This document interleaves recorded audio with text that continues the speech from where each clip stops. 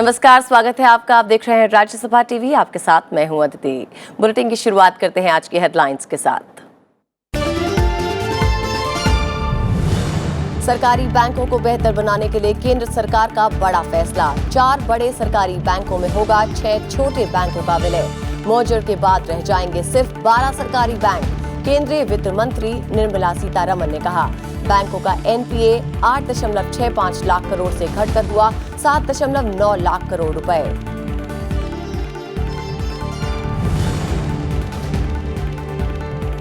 Repo rate को ब्याज दर से जोड़ने के बाद अब 8 सरकारी बैंकों से मिलेंगे सस्ते लोन। केंद्रीय वित्त मंत्री निर्मला सीतारमण ने कहा, हाउसिंग सेक्टर की हालत सुधारने के लिए प्रयास जारी। इंफ्रास्ट्रक्चर पर खर्च बढ़ाना प्राथमिकता। 3 लाख फर्जी कंपनियां हुई बंद।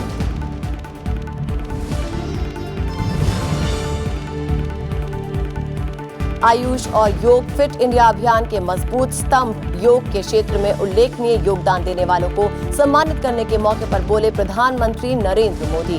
कहा, पारंपरिक चिकित्सा पद्धति से नए भारत की सेहत और समृद्धि।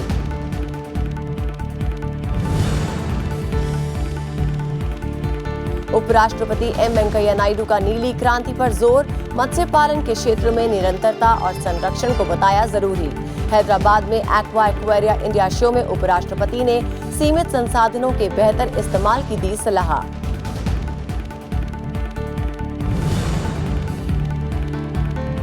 चंद्रमा के और करीब पहुंचा चंद्रयान 2। चौथी कक्षा में किया प्रवेश। 7 सितंबर को चांद की सतह पर करेगा सॉफ्ट लैंडिंग।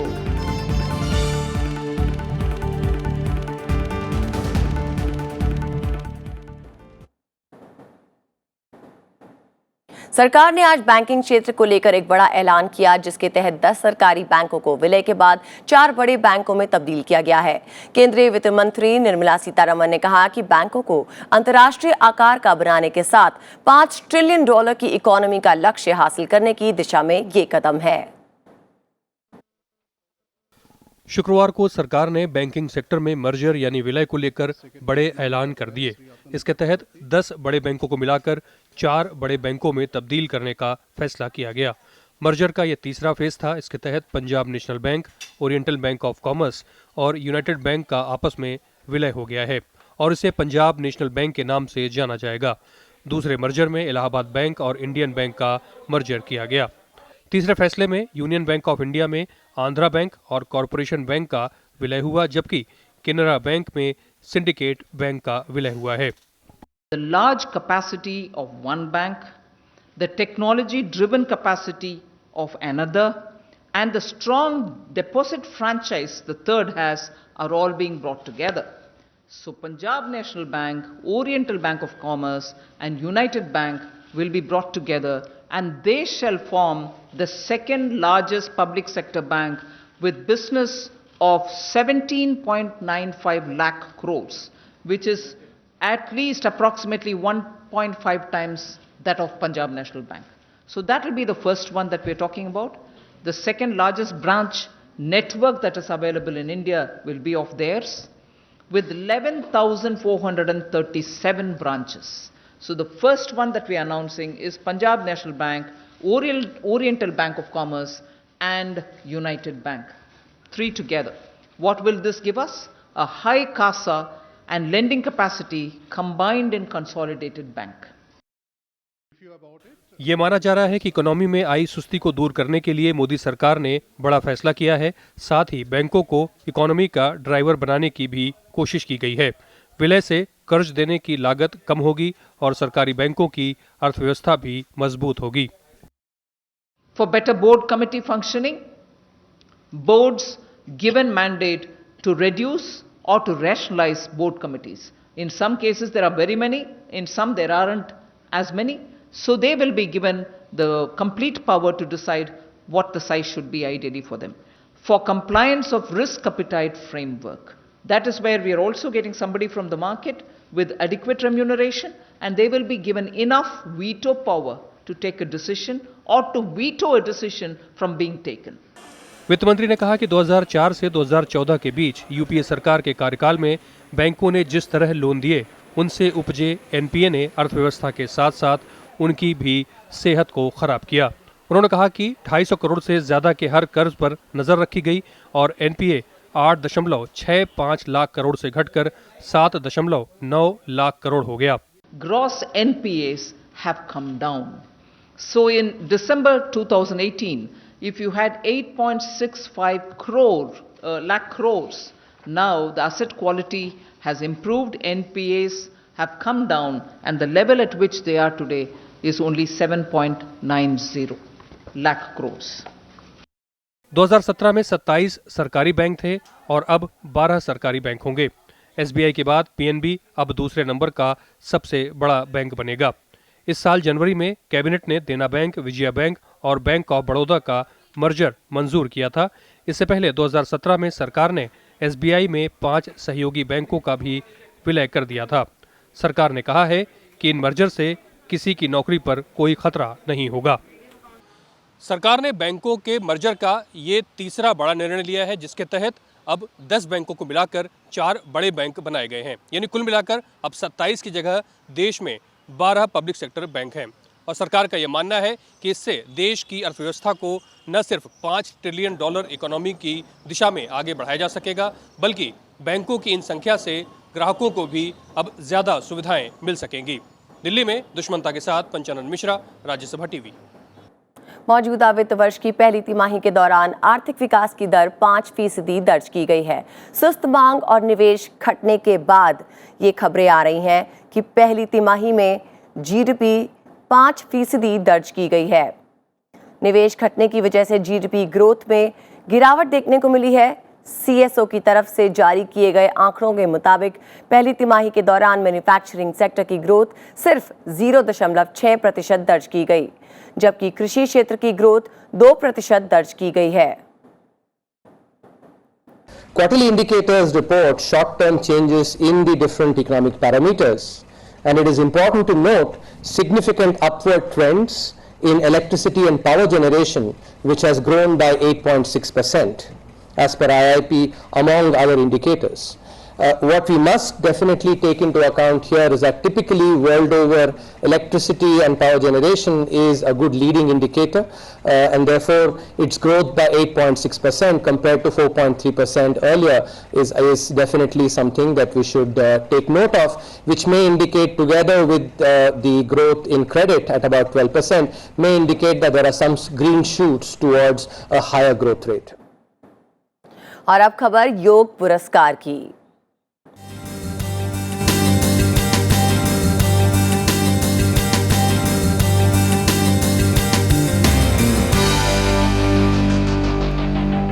प्रधानमंत्री नरेंद्र मोदी ने आज कहा कि देश को $5 ट्रिलियन की अर्थव्यवस्था बनाने में आयुष क्षेत्र का बड़ा योगदान हो सकता है। दिल्ली के विज्ञान भवन में आयोजित कार्यक्रम में उन्होंने बताया कि आयुष्मान भारत योजना के तहत 1.5 लाख वेलनेस सेंटर में से 12,500 सेंटर आयुष के होंगे, जिसमें आयुर्वेद, यूनानी, सिद्धा जैसी परंपरागत पद्धतियों से इलाज होगा। उन्होंने हरियाणा में 10 आयुष सेंटरों की वीडियो कॉन्फ्रेंसिंग से उद्घाटन किया और योग विशेषज्ञों को पुरस्कार भी दिए। फिट इंडिया मूवमेंट की शुरुआत के अगले दिन प्रधानमंत्री नरेंद्र मोदी ने स्वास्थ्य क्षेत्र से ही जुड़ा दूसरा बड़ा ऐलान किया। दिल्ली के विज्ञान भवन में आयोजित योग पुरस्कार से जुड़े कार्यक्रम में उन्होंने कहा कि योग और आयुष के ग्रिड के तौर पर भारत को विकसित करने की योजना है। उन्होंने इस दौरान वीडियो कॉन्फ्रेंसिंग के जरिए हरियाणा में 10 Ayush health and wellness centre का उद्घाटन किया। प्रधानमंत्री ने कहा कि इसी साल 4,000 आयुष सेंटर शुरू हो जाएंगे।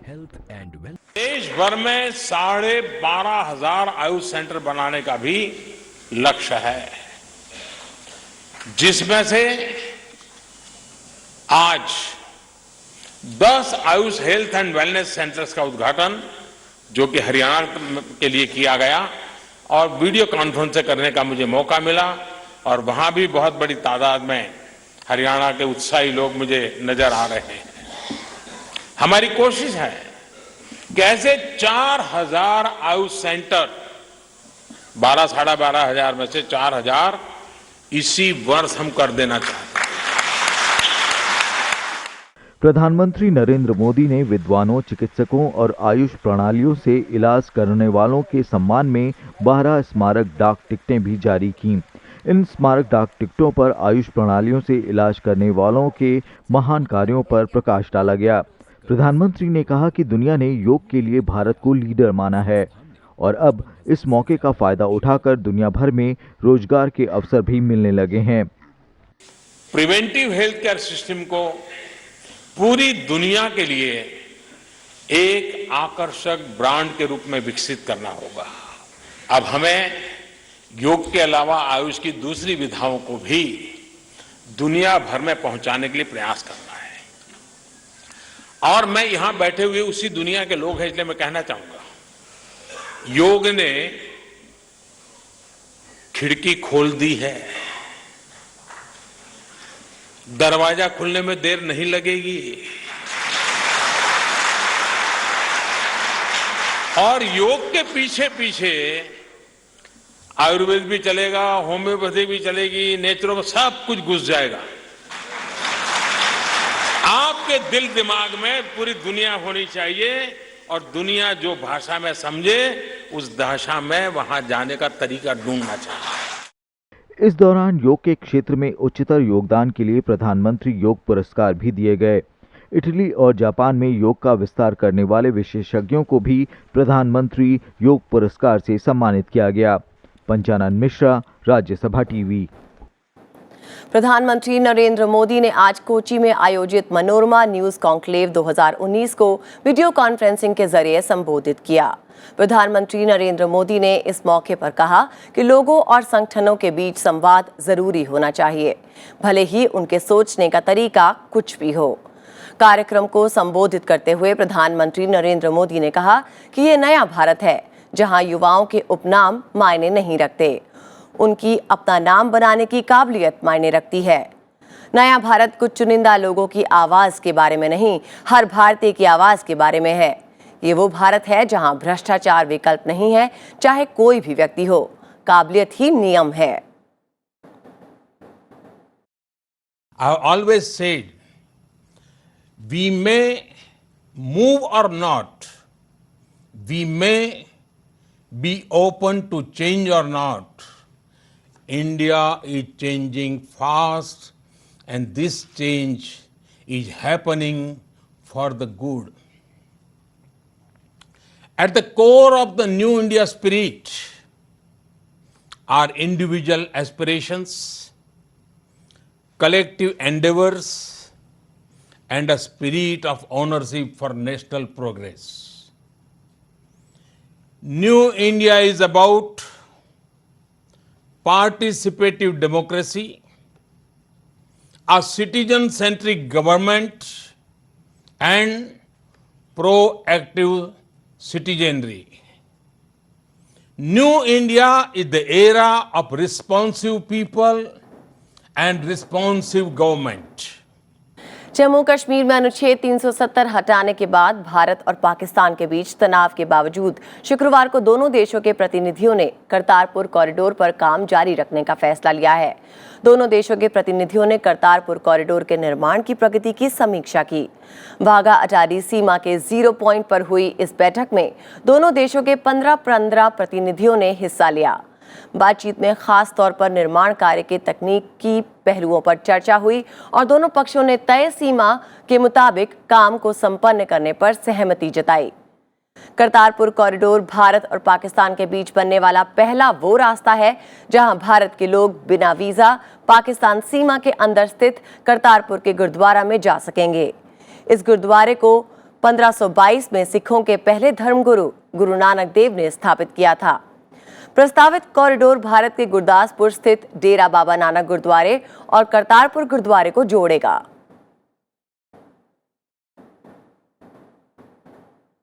भारत ने पाकिस्तान में सिख लड़की का किडनैप के बाद जबरन धर्म परिवर्तन और निकाह के मामले में पाकिस्तान से उचित कार्यवाही की मांग की है। विदेश मंत्रालय ने कहा कि देश के अलग अलग सामाजिक संगठनों और सिख समुदाय के इस बारे में शिकायत मिली है। उन्होंने इस बारे में पाकिस्तान की सरकार से चिंता जताई और तुरंत उचित कार्यवाही करने को कहा।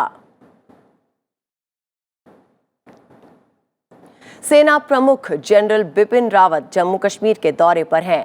सेना प्रमुख ने श्रीनगर का दौरा कर घाटी की सुरक्षा स्थिति और तैयारियों का जायजा लिया। राज्य से अनुच्छेद 370 को निरस्त करने के बाद सेना प्रमुख बिपिन रावत का पहला जम्मू कश्मीर दौरा है ये। सेना के शीर्ष कमांडरों के साथ जनरल बिपिन रावत ने उत्तरी कश्मीर के जिलों में नियंत्रण रेखा पर अग्रिम चौकियों का निरीक्षण किया। वहीं कश्मीर घाटी के कई इलाकों में लैंडलाइन फोन सेवा फिर शुरू कर दी गई है, जबकि जम्मू डिवीजन के संवेदनशील 5 जिलों और कश्मीर घाटी के कुछ इलाकों में मोबाइल सेवा कल से बहाल कर दी गई थी। ताइवान ने अनुच्छेद 370 के हटाने के मामले पर भारत के रुख का समर्थन किया है। भारत में ताइवान के राजदूत टेन चुंग क्वांग ने शुक्रवार को दिल्ली में एक सवाल के जवाब में कहा कि यह भारत का अंदरूनी मामला है कि वो अपनी सीमा के अंदर फेरबदल करे। अगर इसके बावजूद कोई मसला हो तो इसे भारत और पाकिस्तान को बैठकर आपसी बातचीत से हल करना चाहिए। ताइवान के राजदूत ने कहा कि इसे भारत और पाकिस्तान के द्विपक्षीय मामले के रूप में ही देखना चाहिए। ताइवान के राजदूत दिल्ली में अपने देश के युवा प्रतिनिधियों के सम्मान में आयोजित दिल्ली स्टडी ग्रुप के एक कार्यक्रम में हिस्सा लेने आए थे। भारत और ताइवान के संबंध काफी अच्छे हैं और फिलहाल दोनों देशों के बीच का व्यापार 7.5 अरब डॉलर का है और ताइवान फिलहाल बेंगलुरु में एक ICT क्लस्टर स्थापित करने जा रहा है, जो सरकार के मेक इन इंडिया कार्यक्रम को मजबूत करेगा। भारत के साथ जनता के संबंधों को मजबूत करने के लिए ताइवान से आए युवाओं के प्रतिनिधिमंडल ने सांस्कृतिक कार्यक्रम भी प्रस्तुत किए।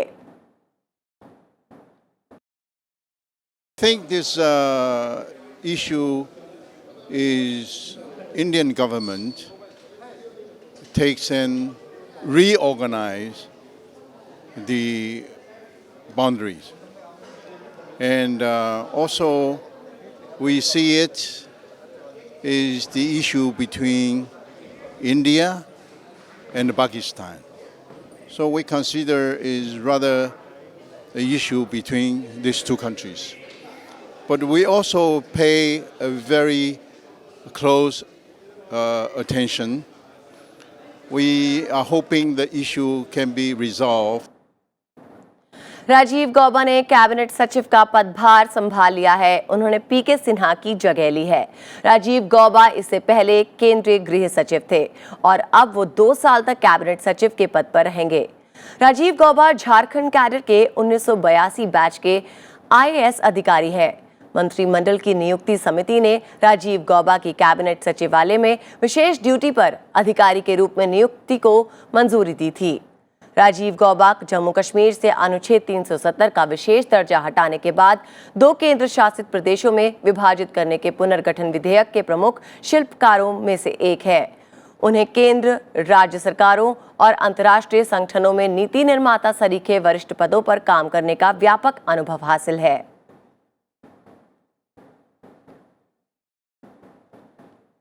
प्रधानमंत्री नरेंद्र मोदी के प्रधान सचिव नृपेंद्र मिश्रा रिटायर हो रहे हैं। उनकी जगह पीके सिन्हा को प्रधानमंत्री का नया प्रधान सचिव नियुक्त किया गया है।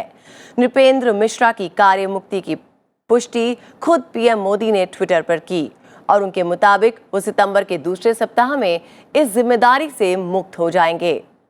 प्रधानमंत्री ने ट्वीट कर उन्हें बेहतर भविष्य के लिए शुभकामनाएं दी हैं।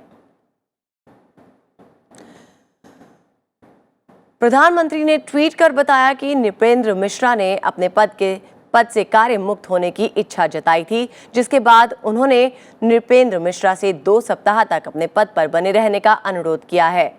नृपेंद्र मिश्रा की जगह 1977 बैच के सेवानिवृत्त IAS अधिकारी पीके सिन्हा को PMO में स्पेशल ड्यूटी के अधिकारी के रूप में नियुक्त किया गया है।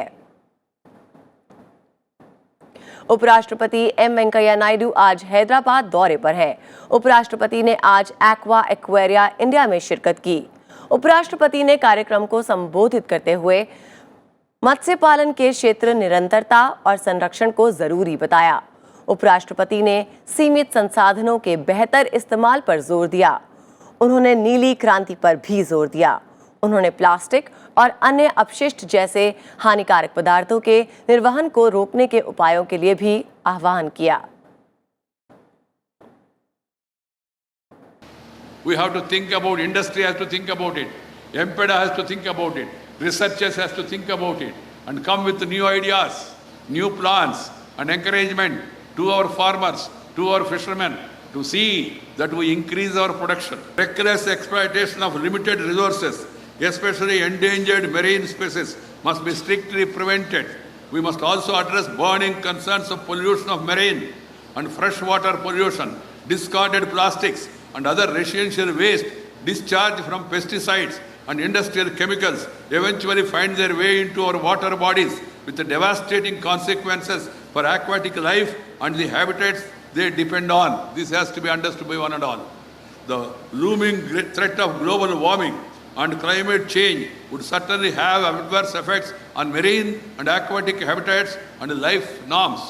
There is a need to respond to climate change in a coordinated manner across all food systems to ensure opportunities are maximized and negative impacts are reduced and to secure food and livelihood provision. It is a fact that globally aquaculture is being looked upon as the best alternative to boost fish production, as the production from the traditional sector has been stagnating.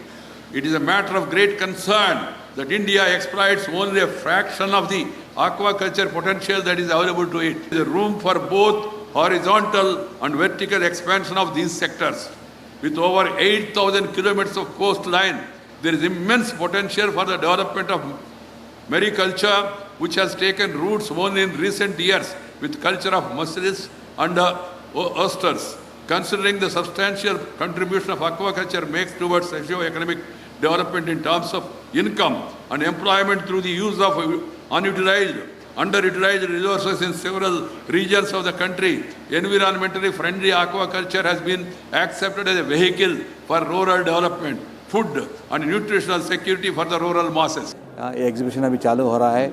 लगभग 4000 farmers कोने कोने से भारत का कोने कोने से आया है एंड वो अभी ये इसमें अभी शामिल हो रहा है, इसमें भाग ले रहा है. हमारा मुख्य उद्देश्य क्या है, ये हमारा अभी एक्वाकल्चर का एरिया में क्या क्या नया नया टेक्नोलॉजीज आ रहा है, क्या क्या प्रैक्टिसेस आ रहा है, ये पूरा ये फार्मर्स को एक अवेयरनेस क्रिएट करना हमारा लक्ष्य है. एंड इधर लगभग 70 कंपनीज आया है. ये 70 कंपनीज हर एक एरिया से, हैचरीज भी है, फीड कंपनीज भी है. सीबीआई ने शुक्रवार को देश भर में 150 जगहों पर एक साथ अचानक तलाशी ली है. सीबीआई ने शुक्रवार को रेलवे, परिवहन, बैंक और बीएसएनएल समेत कई विभागों में तलाशी ली. सीबीआई ने उन जगहों की तलाशी ली जहां आम आदमी और छोटे व्यापारियों को सबसे ज्यादा परेशान किया जाता है. सीबीआई ने भारत के प्रमुख शहर दिल्ली, जयपुर, जोधपुर, गुवाहाटी, श्रीनगर, शिलोंग, चंडीगढ़, शिमला, चेन्नई, मदुरई, कोलकाता सहित कई शहरों में तलाशी ली. सीबीआई ने इन दफ्तरों में ये जानने की कोशिश की कि यहां किस तरह से लोगों की शिकायतों का निपटारा किया जाता है.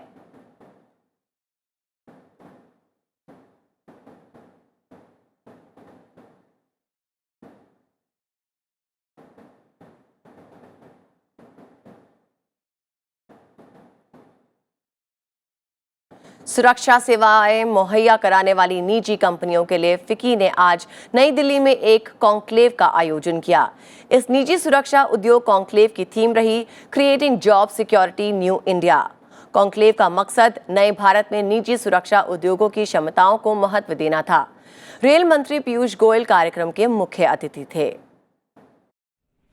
निजी सुरक्षा उद्योग कॉन्क्लेव का उद्देश्य सरकार और निजी सुरक्षा उद्योगों के बीच बेहतर तालमेल स्थापित करना था. मुख्य अतिथि रेल मंत्री पीयूष गोयल ने हर एक निजी गार्ड की बेहतर ट्रेनिंग की आवश्यकता बताई. उन्होंने कहा कि ट्रेनिंग के बाद मिलने वाला सर्टिफिकेट उनकी तरक्की के लिए बेहद महत्वपूर्ण है. पीयूष गोयल ने सुझाव दिया कि निजी गार्ड्स का भी उनके काम के प्रदर्शन के आधार पर स्टार रेटिंग की जानी चाहिए. Training is a very essential element of the work that your industry does, and I think a little more investment, a little more focused effort, possibly even certification of the guard, which gives him 1 star, 2 star, 3 star, something like that we can work out in consultation with the Home Ministry, which will help him also with promotion avenues, help him with better income avenues, and maybe my society can choose, I want 3-star or 4-star guards. निजी सुरक्षा उद्योग भारत के 5 रोजगार सृजन क्षेत्रों में से एक है। इसमें आर्थिक रूप से कमजोर वर्ग के साथ साथ लाखों ग्रामीण लोग भी जुड़े हुए हैं। फिक्की के अध्यक्ष संदीप सोमानी ने कहा, निजी सुरक्षा उद्योग अपार संभावनाओं से भरा हुआ है और ये भारत में रोजगार पैदा करने वाला दूसरा सबसे बड़ा क्षेत्र बन सकता है। It employs large number of people as security guards, mainly belonging to the BPL families, thereby providing means of livelihood to them. There are about 70 lakh security personnel currently employed in the industry, and the number is expected to grow by 4 to 5 lakhs people per year. The industry is estimated to reach 99,000 crores, 15.2 billion by next year. इस conclave का आयोजन साल 2025 तक निजी सुरक्षा उद्योग के भविष्य को नजर में रखते हुए किया गया। साथ ही private security agency regulation act 2005 को लेकर दिए गए सुझावों को लागू करने की आवश्यकता भी जताई गई। लीना शर्मा, राज्यसभा टीवी। कन्याकुमारी स्थित विवेकानंद शिला स्मारक की 50वीं वर्षगांठ के अवसर पर विवेकानंद केंद्र एक भारत विजयी भारत के अंतर्गत राष्ट्रव्यापी महासंपर्क कार्यक्रम 2 सितंबर 2019 से शुरू करने जा रहा है। विवेकानंद के संदेश और विवेकानंद शिला स्मारक की गतिविधियों और उसके इतिहास को हर राज्य और उनके मुख्यमंत्री से लेकर आम लोगों तक अवगत कराया जाएगा। ये बात विवेकानंद फाउंडेशन की उपाध्यक्ष निवेदिता भेड़े ने एक प्रेस वार्ता में कही। साथ ही उन्होंने कहा कि विवेकानंद फाउंडेशन 2020 में एक बड़े स्तर पर कार्यक्रम आयोजित करेगा, जिसमें बड़े स्तर से लेकर छोटे स्तर तक के लोग भाग लेंगे। स्वामी विवेकानंद का संदेश, विवेकानंद शिला स्मारक की प्रेरक कहानी और विवेकानंद केंद्र की गतिविधियाँ, इन 3 विषय को लेकर हम राष्ट्रपति से शुरू करते हुए उपराष्ट्रपति, प्रधानमंत्री और फिर पूरे भारत भर सबसे संपर्क करते हुए हम इन विषयों को लेकर जाएंगे। और अब चलते चलते खबर चंद्रयान 2 के सफल सफर की। भारत का चंद्रयान 2 चंद्रमा के और करीब पहुंच गया है। इसरो के मुताबिक आज शाम 6:18 पर चंद्रयान 2 चंद्रमा की 4थी कक्षा में पहुंच गया है। 28 अगस्त को चंद्रयान 2 तीसरी कक्षा में प्रवेश किया था। चंद्रयान 2 अगली कक्षा में 1 सितंबर शाम 6 से 7 बजे के बीच दाखिल होगा। 7 सितंबर को चंद्रयान 2 चांद की सतह पर लैंड करेगा।